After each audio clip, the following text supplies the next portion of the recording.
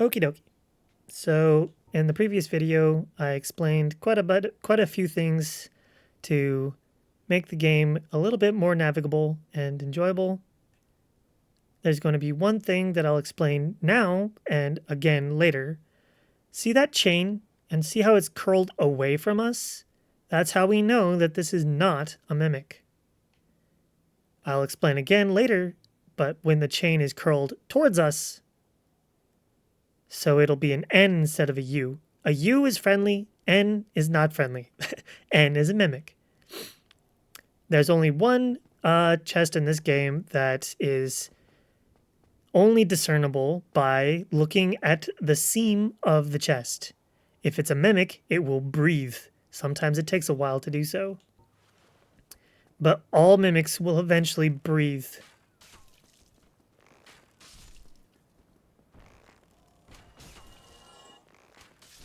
Now, if you don't want to do headshots, you can just lock on.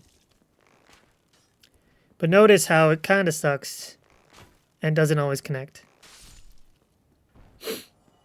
Now, if they're blocking and you're aimed in, if they're blocking, you can actually hit them in their foot. As long as you don't hit around their armor, as long as you don't hit the shield, you can hit them. Whereas if you're just locking on, more often than not, you'll just hit their shield. If you see enemies at a distance and you have elevation, why not throw a firebomb? If they don't have their shield up, if they don't have their shield up, there we go. They'll take full damage. If they have their shield up, they won't take hardly any damage at all.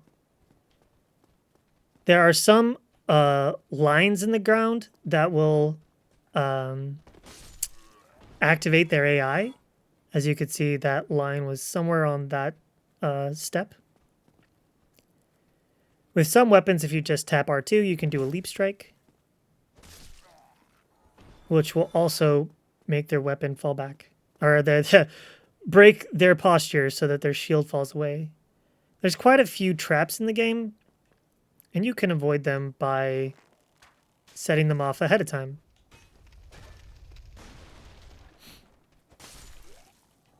Conversely, you can drop down here, which I'll do in a minute. There's a couple of enemies in this game that will only respawn, they'll only be here once. Once you kill them, they're gone until the next playthrough, or if you cheat them in. Just like other enemies, if you're really quiet and go really slow, they won't hear you because they have a line of sight like a cone in front of them. As soon as they start moving, you can backstab them, or you can fill the backstab. Owie. I've noticed that the backstabs favor one hip over the other. Whee! Uh-oh. Don't. There we go, silly Billy. There we go. So those guys will always drop a chunk, which is an upgrade item, or an item that will upgrade your weapons. They always drop a chunk, and they have a 5 to 7% chance to drop a weapon and a shield. This is the most useless item in all of the From Software games. The blue Tearstone ring and equivalent. Dark Souls 1, 2, and 3 have blue Tearstone. And it's like red feather something talisman in Elden Ring. And it is literally the most useless item in the game because it gives you bonus resistance at 10% health. That was a demonstration of a stored roll. I'll talk about that in a second. Remember that master key that I talked about? It unlocks some doors, which is pretty cool. Otherwise, we'd have to find that key somewhere else. This is the only barrel in the game that will have an enemy behind it. You can use a firebomb, just a regular one, to blow that up. This will always drop 2 Twinkling Titanites, sometimes other upgrade items. A Twinkling Titanite upgrades special items, or special weapons, that is.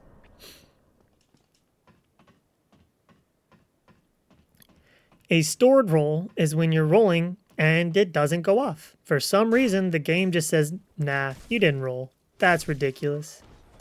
The game likes to gaslight you a lot. So if you were spamming roll and you didn't end up rolling, block. You'll know if it's a stored roll because when you block, you roll. Just instantly lets that input, that 8, go. Kind of hard to explain. Did I pick up the gold pine resin? I don't think I did. All right. So if you want to go back out of a boss fight, because there's a boss over there. If you want to go back out of the boss fight because you don't feel ready yet, you can just quit out or Homeward Bone or Dark Sign and leave. Dark Sign will do the same thing as a Homeward Bone, but consume or delete or get rid of all of your humanity, which is that 0, 1 in the upper left-hand corner. That's the number of humanity that you have in your inventory or have on your person. There's a difference between in your inventory and it being consumed or on your person. Just like if I have this, every time I die, these stay with me. But if I used it, like right now I have 2,301 souls. If I use this one, it should be 200. 400, nice. So I used it and it gave me 400 souls. But now if I die, I have a chance of losing that soul. The residence key opens up this door and one other. We'll get to that in a minute. The master key can also unlock that door, so you don't quite need the residence key. Gold pine resin. All the resins in the game add elemental damage to your weapon. You do not have to have it on your weapon. Not all weapons can use resins. It'll be grayed out if you can't use it.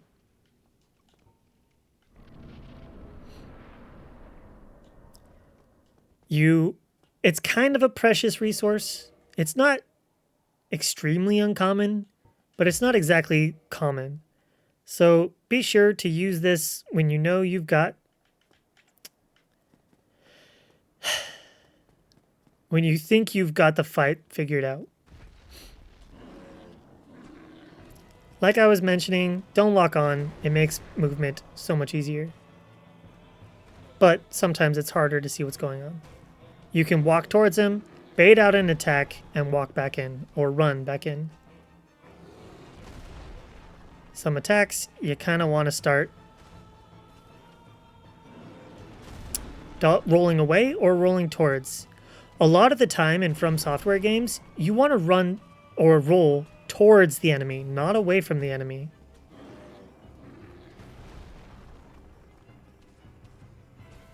It's not 100% of the time, but a lot of the times you just want to run towards the enemy or roll towards the enemy.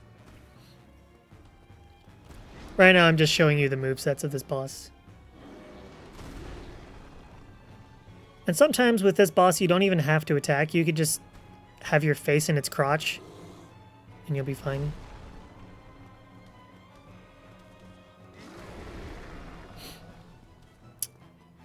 See how it does hops? Yep, that's intended. I didn't exactly mean to do that, but here we are. All right, so you can have it hop backwards off the cliff. Now, if you didn't want to do that and you want to fight it legitimately, you can just smack it in its crotch until it dies. Or you can go up the ladder, wait for it to be underneath you, roll off or jump off. You can actually just roll forward off the ledge and spam. I'll just do it. You basically trigger the fight by walking past this brick, sprint all the way to the end, and go up. This is the only Dark Souls game that does not make you walk up faster if you are holding down B. Roll off and plunge attack. And even though I didn't do a plunge attack there, it will just do the plunge attack onto the enemy because I'm above it. It just prioritizes the animation of a plunge attack. And you could do that like 3 or 4 times and you'll win. But once you do the plunge attack, you have to run all the way back, bait him to be back here again, and then sprint back and go go up it again because he has an overhead attack that will smack you off that ladder. I guess I could... No, I'll show it in another video.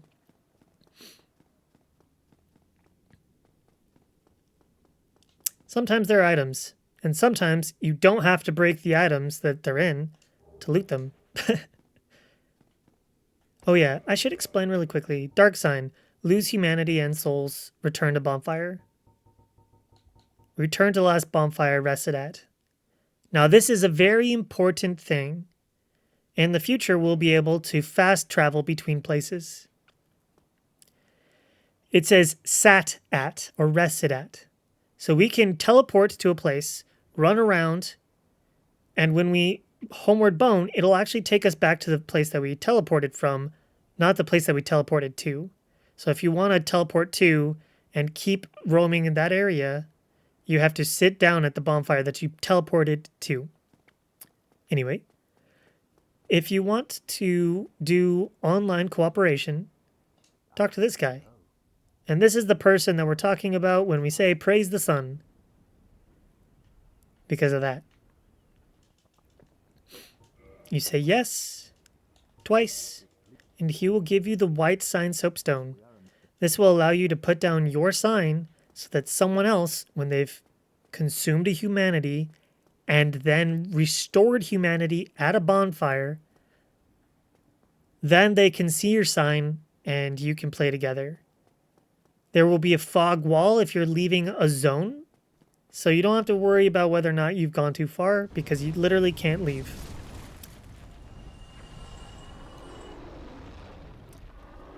That Drake's a bit of a troll, which is why you sprint down and tuck inside and wait until all the fire's gone, and then magically know to explore a little bit more to kick down a ladder so that you've unlocked the shortcut to the bonfire.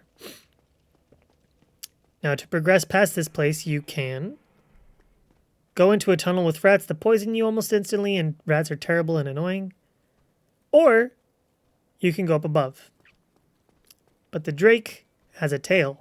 And in From Software games, a lot of times if there's a dragon or it has a tail, well, you can cut it off. In this case, nope. I took it off. In this case, with no upgrades, you can shoot that tail down in about 30 arrows with a short bow. Keep in mind that there's an enemy here that might not like you. Just like with the boss fights, if an enemy's aggroed onto you or is wanting to attack you, come on, buddy. You can quit out. And when you come back in, its aggro is reset and its position is reset. So you can run past enemies, quit out, and come back in, and they will no longer try to attack you, which is a very, very useful tool, which is why I recommend learning how to quit out very quickly in all of the From Software games. So when you're zoomed in, you can actually zoom in further by pressing forward on the directional pad or back or out, zoom out, back on the directional pad. Now, if you aim just in the upper right-hand corner or left-hand corner of this bush area, you can hit its tail with an arrow. You can hit its tail again with an arrow, and just as you see the wing, you fire again, so that as it's landing, you hit its tail, but it doesn't aggro again, because as soon as you hit the tail again, it'll go up. So basically, you can hit it 3 different times per flight up and back. And it will give you a very strong weapon, but I'm going to show you another way to get it. I'm going to go down. I'm going to level up. This weapon mostly scales off of... Actually, no. I'm going to go get some arrows. And then I'll level up. Yep. We both suck. Okay, so... this weapon scales off of... strength. In From Software games, the level of the weapon matters more than the level of your skill. So if a weapon scales C off of strength, it's more important to level up the weapon to a plus 10 or plus 15, or an Elden Ring plus 25 or plus 10. It's much more important to level up the weapon than it is to level up your skill. I want to buy a couple of these. And a whole lot of these. I don't need to worry about levels. I'm not going to do duping. I just wanted to get rid of my soul so I can make mistakes.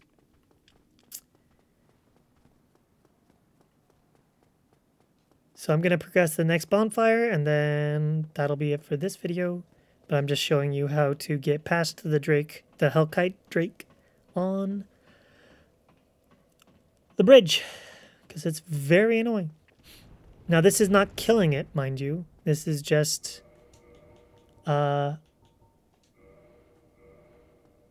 making it go away to give us a moment's peace. We're going to cross the bridge. It's going to do a fire breath, kill everything on the bridge. We can shoot it down to make it attack us instantly. Or, oops, that was Elden Ring's quit out. We can shoot it down to make it attack instantly. Or we can sit here and wait for 10 seconds. I inversed. Why did they even make that an option? All right, so, or we could sit down here after it breathes fire. So now it's aggro to us.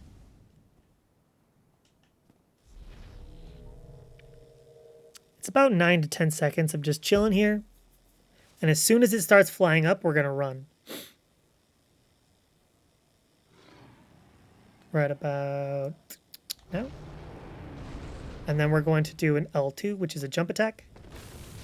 An L2 again. And we get the Drake Sword. When it flies up, it's going to do a fire attack. We stand still to take less damage. If we were running, we would take more damage because it would count as a critical hit. Cool. I'm dead. Well, that's fine. We have its tail. So it doesn't always breathe fire. Sometimes when you get underneath there, it just flies away like it just did. So, like I said, we didn't sit at the bonfire, so we didn't technically unlock it. Which is fine. It flew away.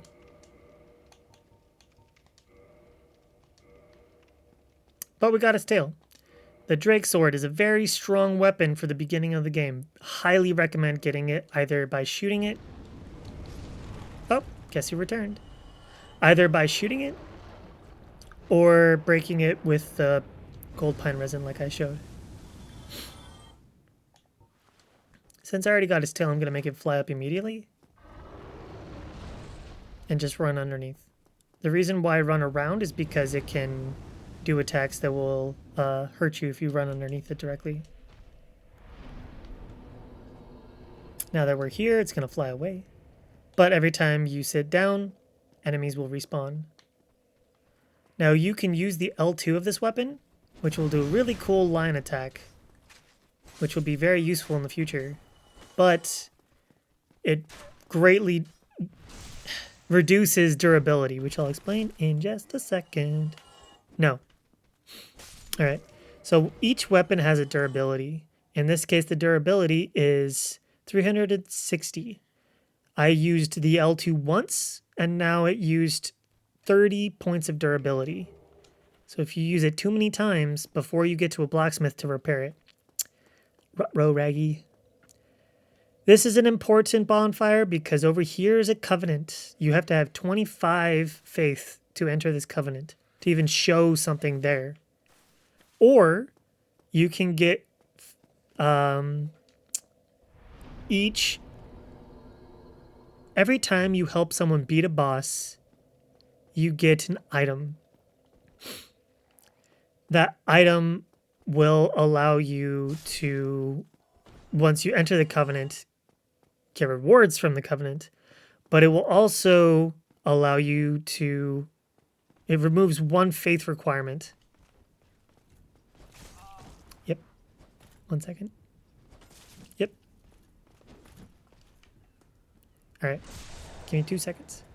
What I mean by that is if it requires... That is impressive. All right. So if it requires 25 faith to enter the covenant, you can have 10 faith, but 15 of these items.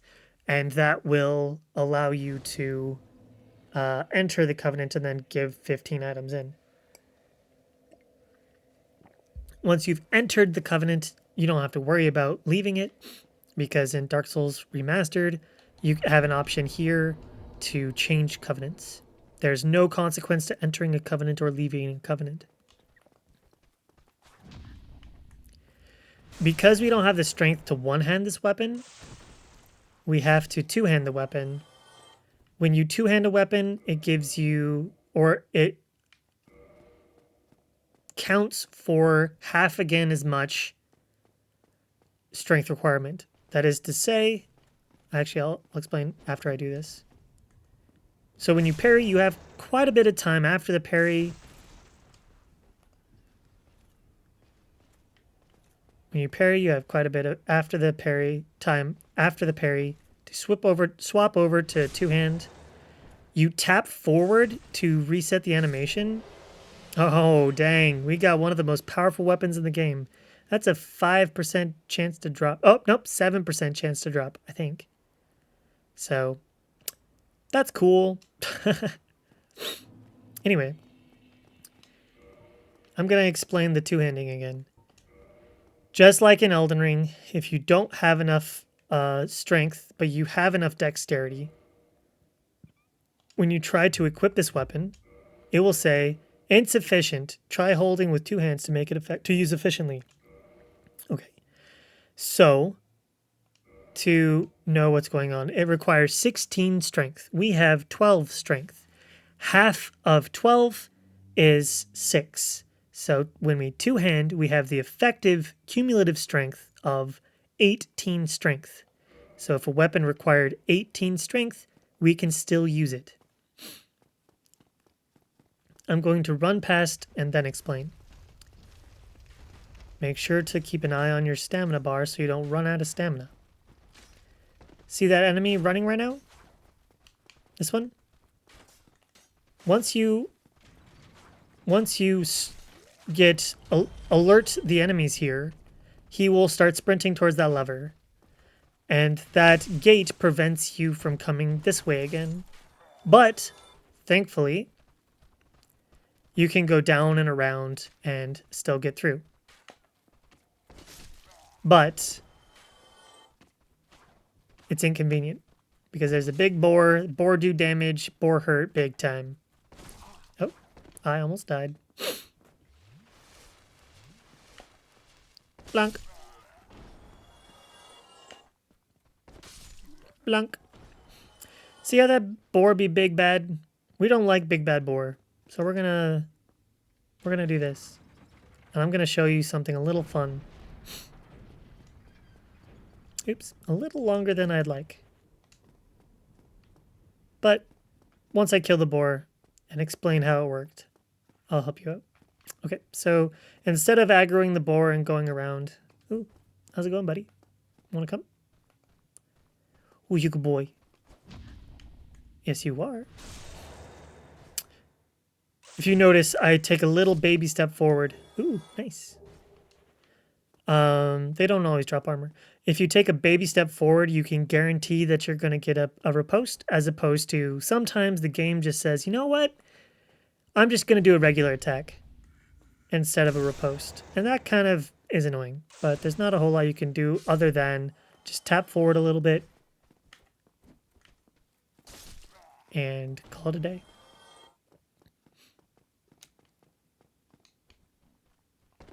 So that basement key that we unlocked, I'll get back to in the next video. We're actually going through in the reverse order through that fog wall. You can drop down and slam him. You can use alluring skulls I'll do it once just to show you what I'm talking about. You can use alluring skulls to bait it into the corner.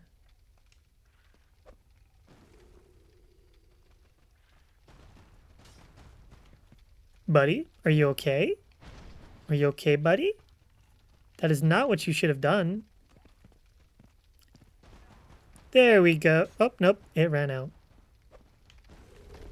I'm an idiot. So, now it's aggro to us and not the alluring skull. Basically, you throw down the alluring skull, and he'll just charge into the skull, but burn himself in the process. I'm gonna go around again.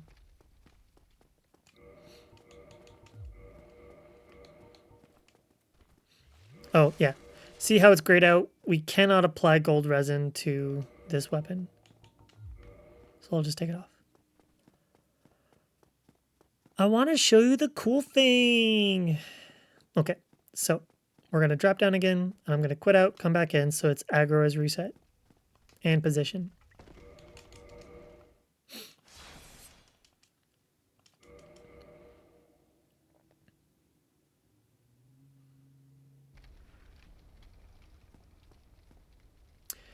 So there's a thing called pivot sprinting. We're going to sprint forward. And notice how I'm basically standing in the same spot, but I'm spinning around still. It's called pivot sprinting.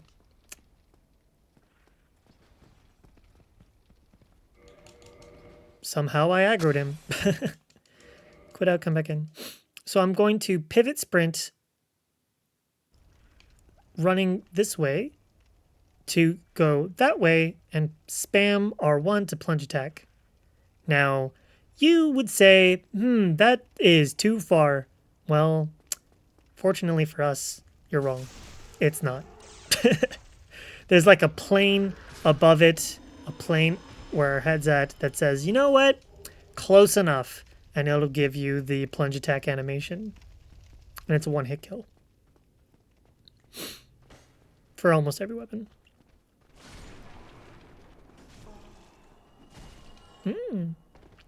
See, now if I had armor on, this wouldn't be... I wouldn't be staggered. But, good thing we have arrows. Boop. He has a migraine. He's not going to be fighting us anytime soon.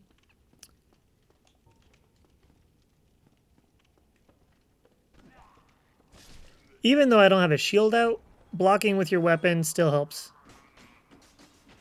Just not as well as you'd think. Okay. Basement key will be used in the next video. The mystery key will also be used in the next video. The basement key can be walked around or jumped around. And the mystery key is entirely useless and could be just used with the master key.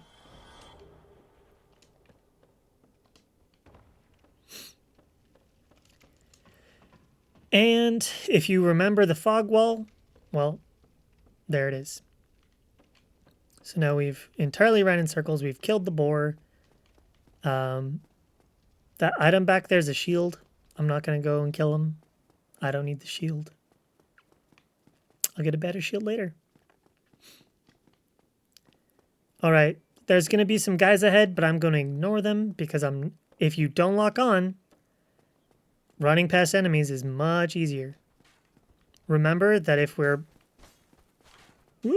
blocking, we won't accidentally jump. So just block and run. If you're locked on, running past enemies is painful. Hear that tinking? Well, there are 3 blacksmiths in the game that do that. Remember to sit at the bonfire after lighting it. See the reverse hollowing? Well, turns out we can become not beef jerky.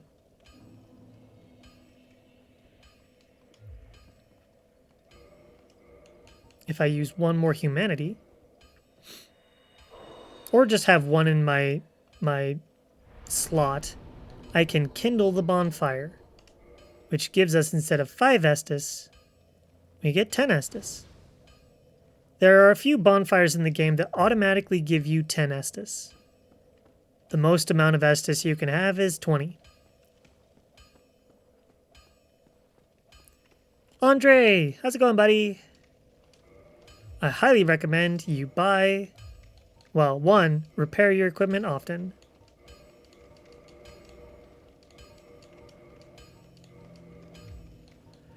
2, buy the ability to upgrade your weapon and repair your weapon when you're not near him. These weapons are kind of cool. This will upgrade your standard weapons to +5. They're kind of expensive, but you can farm them if you really want to. I'm just going to buy 1 and 2. And why not? More arrows. Okie dokie. So that should about wrap up this video. See you in a bit.